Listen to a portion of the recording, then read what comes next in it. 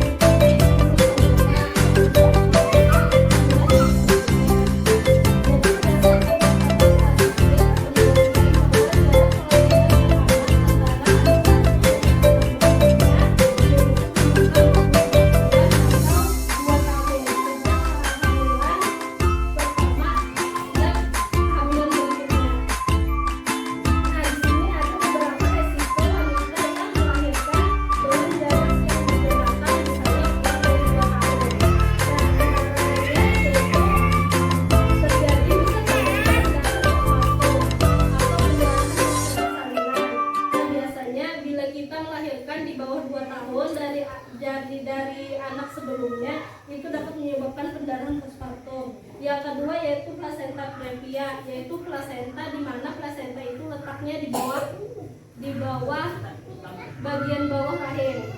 Nah, yang ketiga yaitu dapat mengakibatkan anemia atau kurang darah.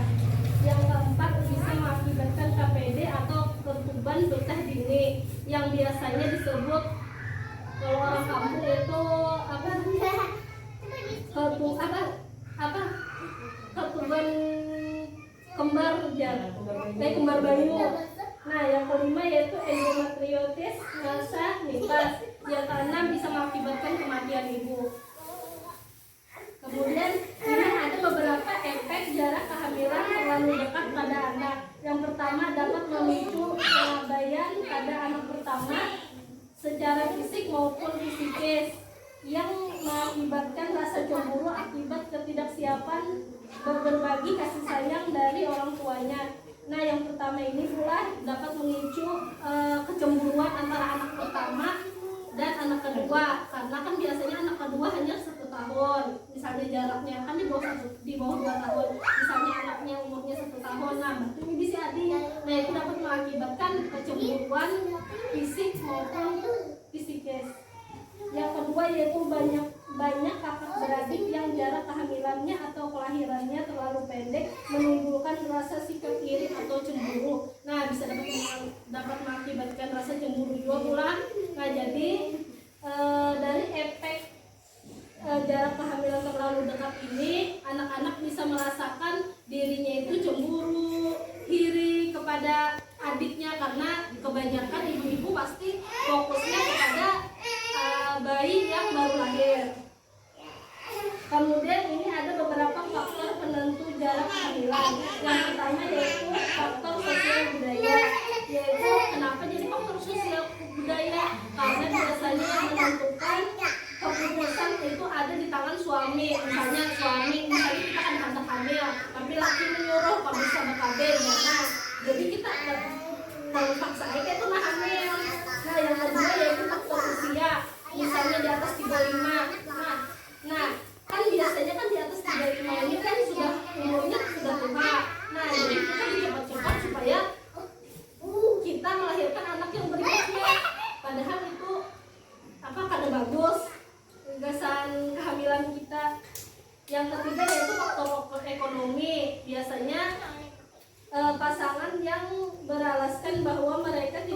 mampu untuk menyediakan dukungan layak untuk membesarkan anaknya sebagaimana mestinya.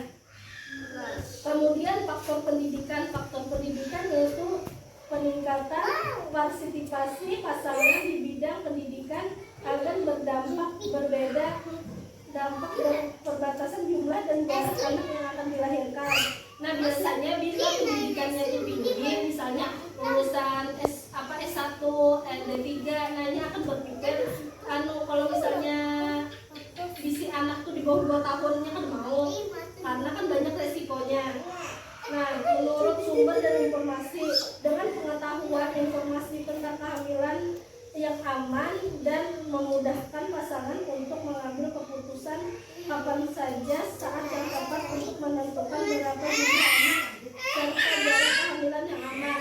Nah, jadi pian misalnya tahu dari informasi yang saya berikan ini bahwa jarak kehamilan di bawah 2 tahun itu tidak aman.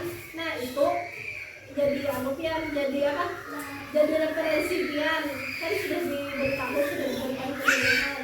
Bahkan status kesehatan, misalnya pian ada di penyakit kronik atau penyakit keturunan. Nah, fase-fase di dalam mengatur kehamilan yang pertama yaitu menunda kehamilan. Nah, yang fase menunda kehamilan ini pian bisa menggunakan alat kontrasepsi mantap.